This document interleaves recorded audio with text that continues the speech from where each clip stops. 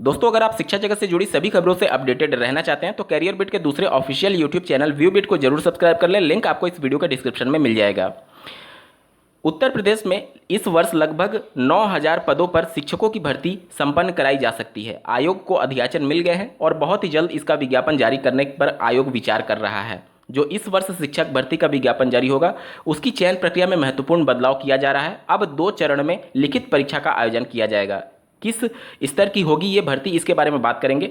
साथ ही बात करेंगे यूपी टेट 2021 में अपर प्राइमरी यानी पेपर 2 में विवादित प्रश्नों का मामला माननीय कोर्ट पहुंच चुका है, जिसमें महत्वपूर्ण मुद्दे पर कल सुनवाई हुई है। क्या हुआ है इसके बारे में बात करेंगे। साथ ही साथ बात होगी डीएलएड सत्र 2022-24 में एडमिशन के लिए अभी तक कुल कितने आवेदन हुए हैं और क्या तिथि बढ़ेगी, क्योंकि आज आवेदन की अंतिम तिथि है। इसके अलावा शिक्षा जगत से जुड़े कुछ महत्वपूर्ण प्रमुख खबरों को भी डिटेल में देखेंगे। अंत तक जुड़े रहिएगा। नमस्कार दोस्तों, मेरा नाम है नीरज और आप देख रहे हैं कैरियर बिट यूट्यूब चैनल। अगर आप इस चैनल पर पहली बार विजिट कर रहे हैं तो इसको सब्सक्राइब करते हुए बेल आइकन को प्रेस करना ना भूलें। सबसे पहले बात कर लेते हैं टीचर वैकेंसी के बारे में। तो स्क्रीन पर आप देख पा रहे होंगे स्कूलों में 9,000 से अधिक पद खाली हैं।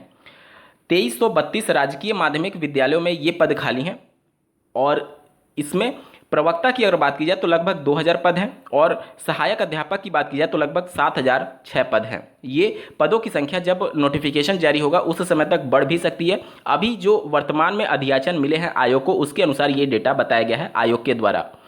ये एलटी ग्रेड की भर्ती है और एलटी ग्रेड में अब महत्वपूर्ण बदलाव होने जा रहा है। आप स्क्रीन पर आर्टिकल देख पा रहे होंगे।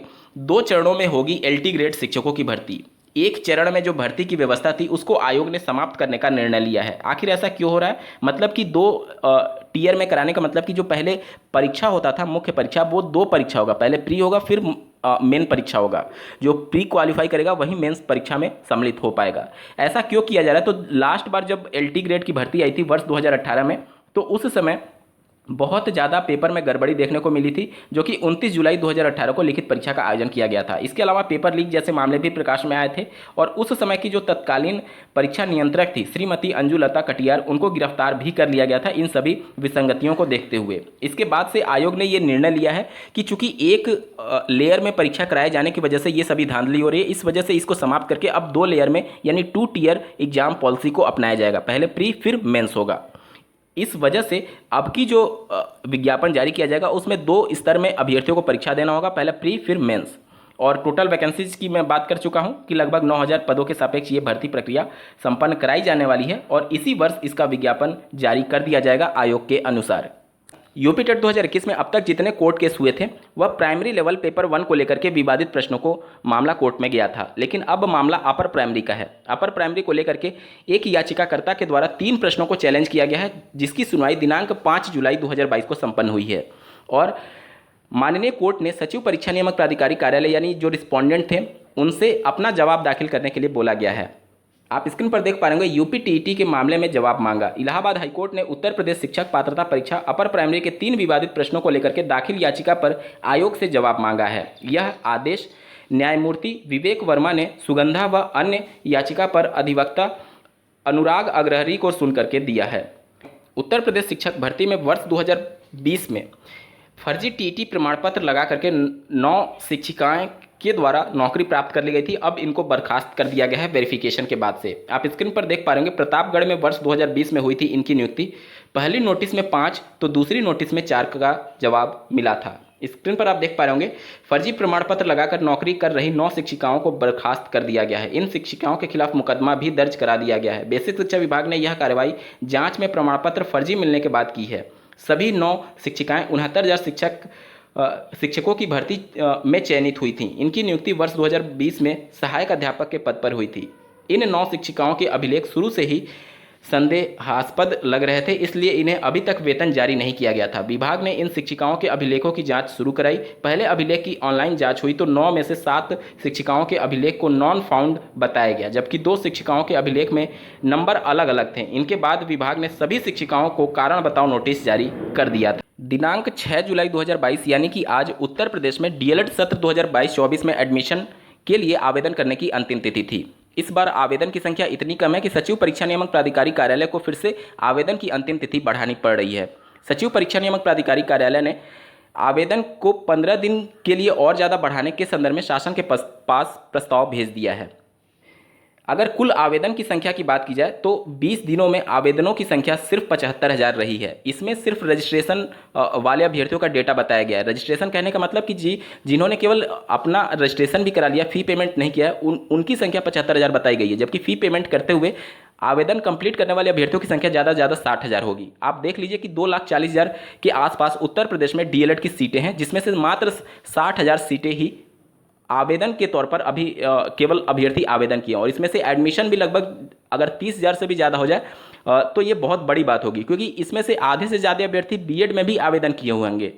तो निश्चित तौर पर जो डीएलएड की आज हालत हुई है, अगर सचिव परीक्षा नियामक प्राधिकारी कार्यालय 15 दिन के अलावा अगर 15 साल भी डेट बढ़ा दे तो भी आवेदनों की संख्या में खास इजाफा देखने को नहीं मिलेगा। इसके प्रमुख 2 कारण हैं। पहला तो ये कि बहुत से यूनिवर्सिटीज़ के अभी रिजल्ट ही घोषित नहीं हुए हैं। बीएड में ऐसे अभ्यर्थी जिनका फाइनल ईयर का रिजल्ट घोषित नहीं हुआ है वो भी आवेदन कर सकता है, क्योंकि उनका जो रिजल्ट का ज़रूरत पड़ता है वो काउंसलिंग के दौरान पड़ता है। लेकिन चूंकि डीएलएड में मेरिट के बेस पर एडमिशन होता है, इस वजह से उनके मार्क्स अभी चाहिए होते हैं आवेदन करते समय, क्योंकि उसी के मार्क्स पर उनका मेरिट तय होता है।